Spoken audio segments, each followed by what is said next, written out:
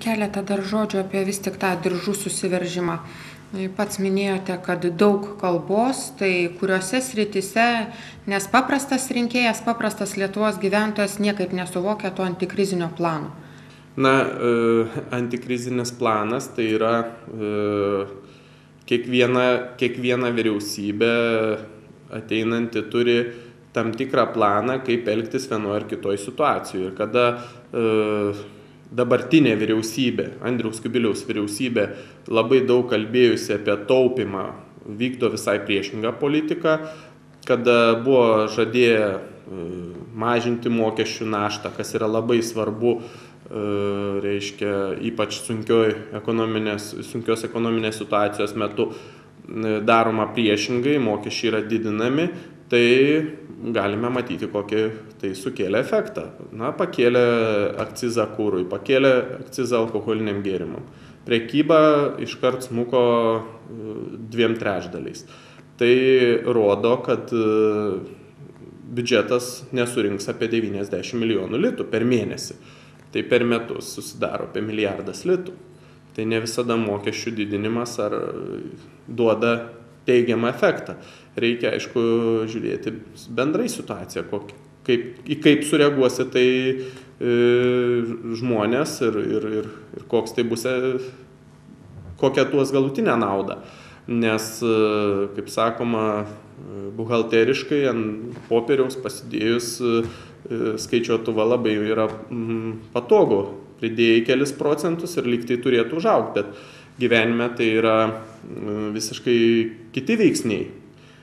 Galų gale Lietuva nėra kažkokia izoliuota valstybė ir kada Lietuvoje benzinas brangesnis negu toj pačioj Lenkijoje arba Latvijoje, aš jau nebekalbu apie Baltarusiją ir Rusiją, tai automatiškai žmonės pradėjo taupyti ir pilti degalus ten, kur pigiau. Lygiai tas pats ir su alkoholiniais gėrimais pasidarė.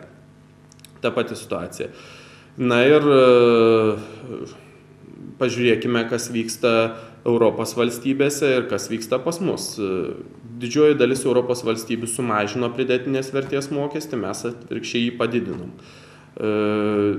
Didžioji dalis Europos valstybių mažina tarpbankinės palūkanų normas, Lietuva atvirkščiai jas didina.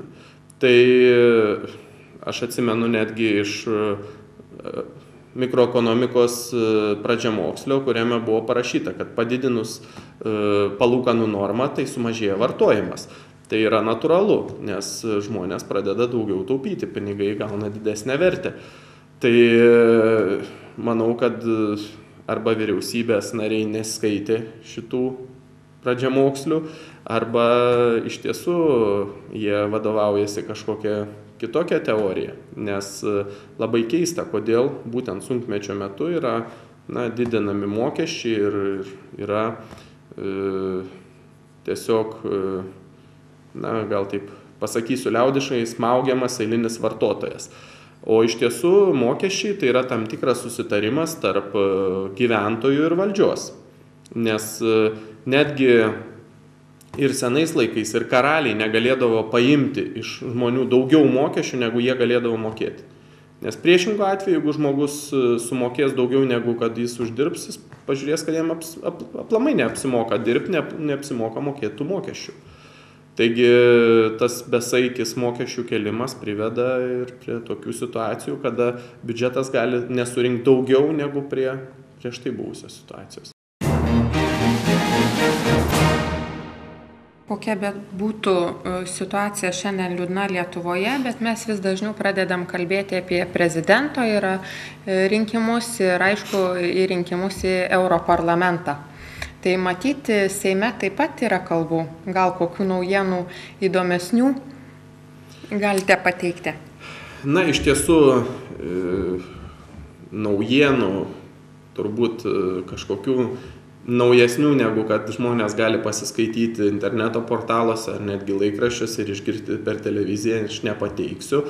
Na, tiesiog galiu pakomentuoti kelis sprendimus, tokius kaip Tvarkos ir teisingumo iškelto kandidato Valentino Mazuronio, kuris iš tiesų yra šaunus vyras, šaunus parlamentaras ir gerai atstovauja žmonių interesus Seime.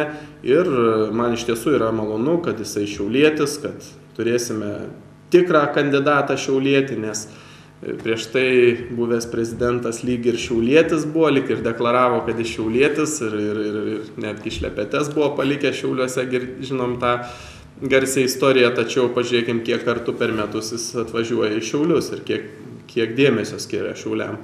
Tai tas faktas, kad vis dėlto kandidatas iš Šiaulių ir aš tikiu, kad Valentinas Mazuronis tikrai nepamirš, jeigu bus išrinktas ir skirs daugiau dėmesio šiam miestui, tai aš manau, kad toks pasirinkimas yra priimtinas šiauliečiam, būtent šios partijos. Na, o ką iškels kitos partijos, sunku pasakyti. Socialdemokratų partija turi kandidatų, turi bent 5, gali būti ir daugiau. Na, o kas vis dėlto bus kandidatas, tas vienintelis į prezidentus nuo socialdemokratų partijos, tai pasakysim po suvažiavimo, tai yra kovo 7 dieną. Na, vienu sakiniu į Europarlamentą, kaip vertinate vis tik Rolando Pakso arba Kazimieros Prunskienės ketinimus? Na, ketinimai visada gerai. Kaip sakoma, lengviausia yra turbūt nieko nedaryti. Na, o kaip juos įvertins rinkėjai, pamatysime po rinkimų. Dėkui už pokalbį. Laidos laikas baigėsi. Ačiū, kad šį pusvalandį buvote su mumis. Aš dėkoju žiūrovams ir sakau iki kitą kartą. Ačiū Jums. Viso geriausio.